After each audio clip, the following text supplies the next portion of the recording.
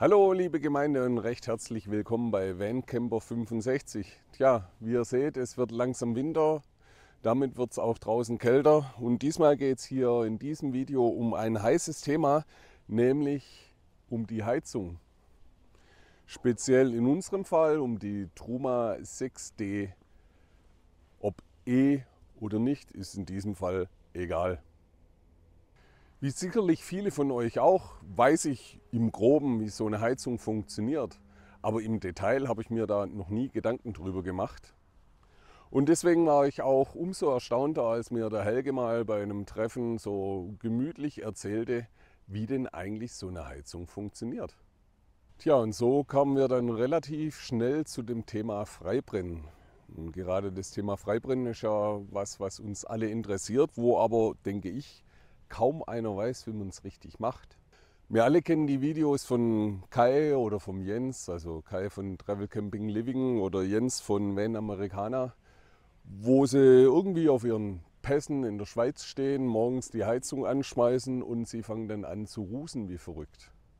Und genau das Thema haben wir da an dem Abend, wie gesagt mit dem Helge von Troll und Tour, mal ein bisschen genauer erläutert und ich fand es sehr interessant.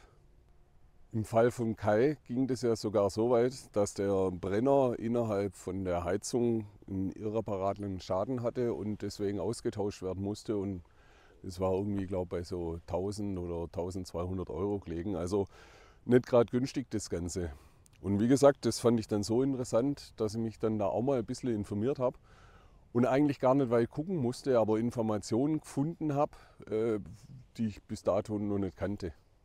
Weil alles, was ich bis dato an Informationen gefunden habe im Internet, waren irgendwelche YouTube-Videos, wo es halt hieß, ja, mach die Heizung an, mach alle Fenster auf und brenn das Ding mal richtig aus für eine halbe, dreiviertel Stunde, 30 Grad einstellen und dann los. Nur, ist das wirklich die Lösung?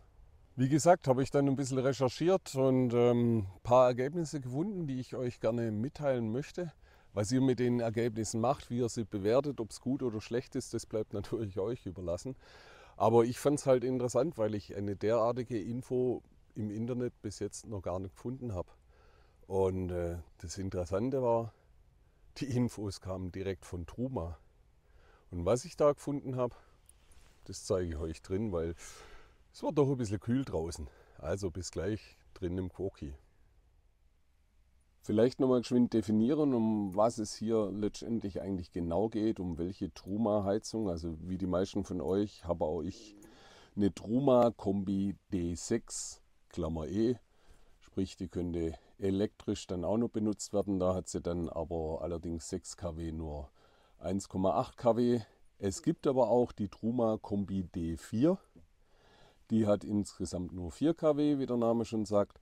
Auch in der E-Version verfügbar. Da hat sie dann auch 1,8 kW. Sprich, die ist aber ein Drittel kleiner, die 4er, wie die 6er. Würde aber vollkommen ausreichen, weil bei Truma steht auf der Seite für kleinere bis mittelgroße dieselbetriebene Reisemobile ist die 4er und bei der 6er steht drin für größere dieselbetriebene Reisemobile. Wir haben einen Kasten, 6 Meter, also ich glaube eine 4er würde auch tun.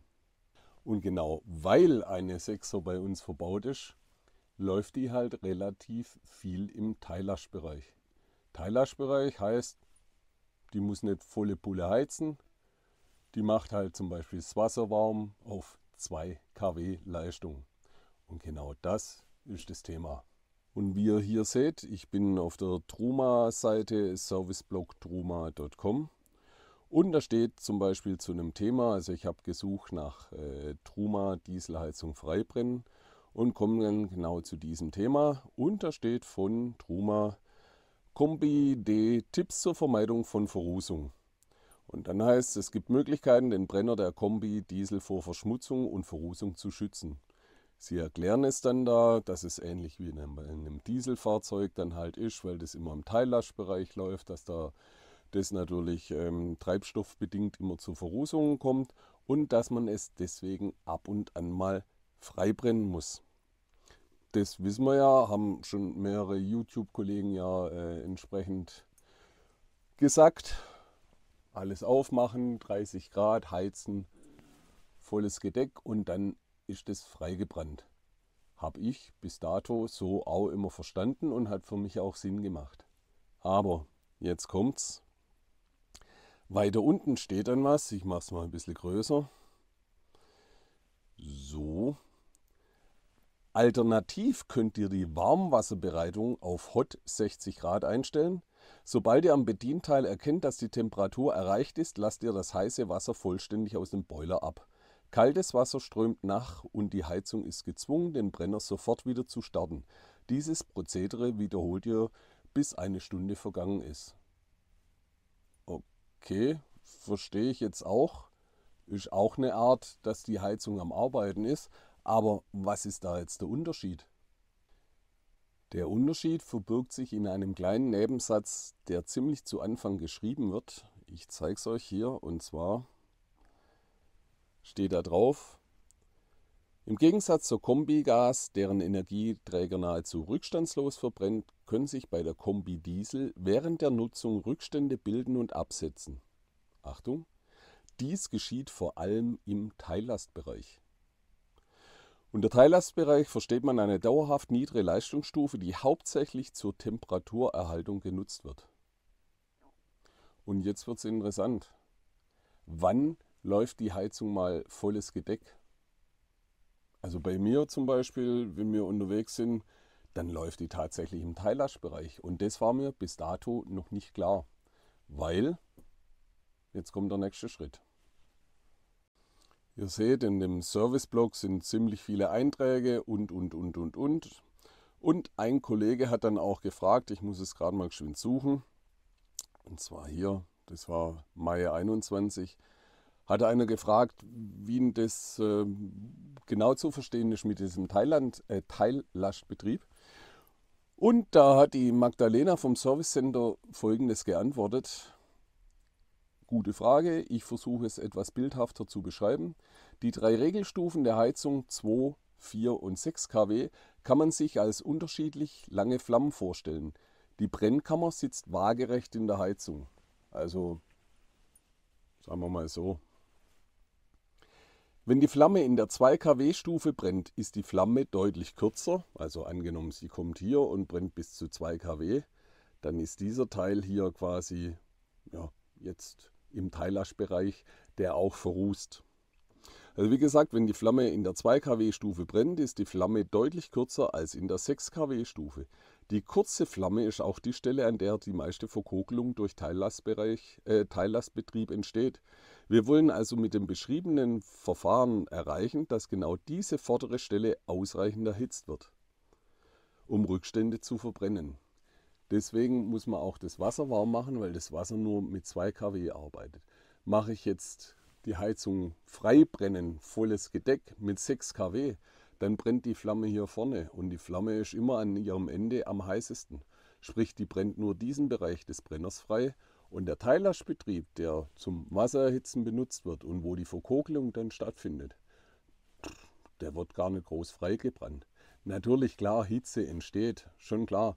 Aber mit dem Freibrennen an sich möchte man ja erreichen, dass eine gewisse Stelle punktuell, sagen wir mal, freigebrannt wird. Und deswegen ist das Thema mit diesem Wasser erhitzen, dann ablassen, neues Wasser fließt nach, es wird wieder erhitzt, ganz einfach so zu sehen, dass die Flamme hier nicht nur für einen kurzen Moment brennt, sondern über einen längeren Zeitraum, nämlich dann annähernd eine Stunde, so wie Sie es ja beschrieben haben, und dann diesen Bereich entsprechend frei brennt.